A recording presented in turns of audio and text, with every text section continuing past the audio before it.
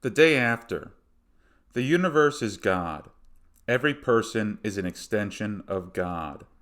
To die is to return to the Godhead or be reborn.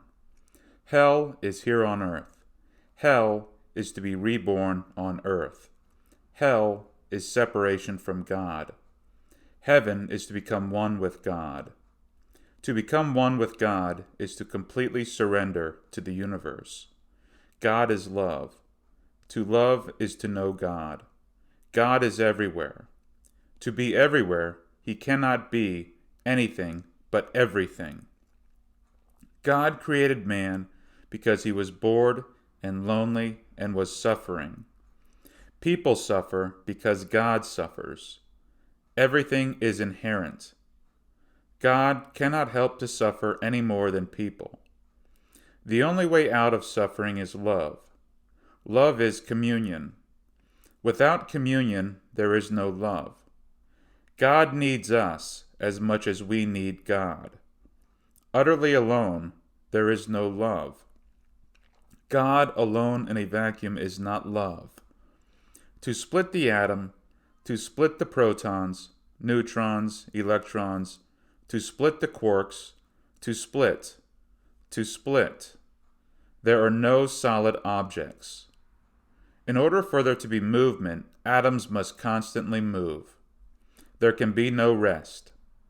Everything is just space and time and atoms bouncing into each other. 1 month after splitting the atom, LSD is discovered. For those who are ready, and only for those who are ready, LSD is the panacea of life. To experience death without dying, to know what death is without dying. Death is nothing but a return to the source, an awakening to the source everywhere. For those who know, there is nothing to fear upon death. All religions are one. All philosophies are one. All sciences are one. All art is one. The expression of the nature of the universe. The expression of God. God cannot help being God. God cannot help his nature. People cannot help being anything but expressions and extensions of every facet of God's nature. The good, the bad, the ugly, the beautiful, the all. The most serene saint and the most wily motherfucker. And above all, he's got one hell of a sense of humor. In the circle of life, the circle is so huge that the path between any 2 points will appear to be a straight line. The time between the eyes and the senses and the mind identifying and then recognizing again and again the external world, the time it takes for this process to enter our consciousness and therefore allow us to be conscious of anything.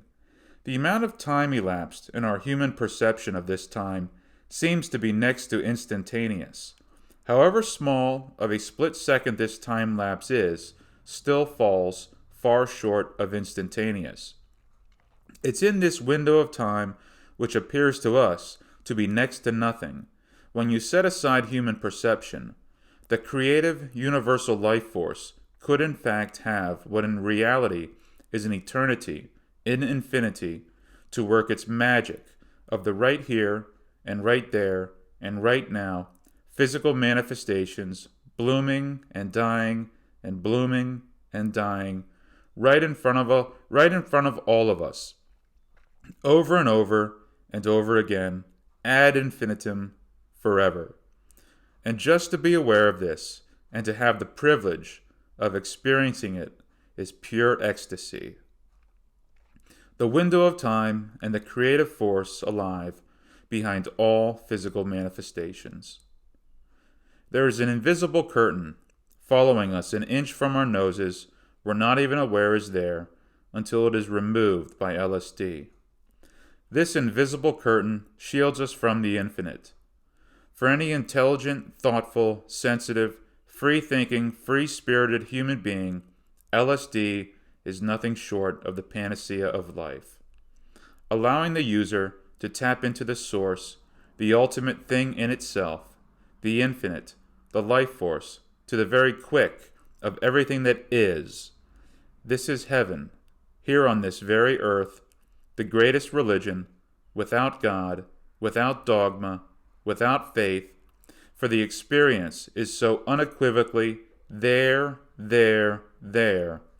One couldn't be more there, there, there. July 2007.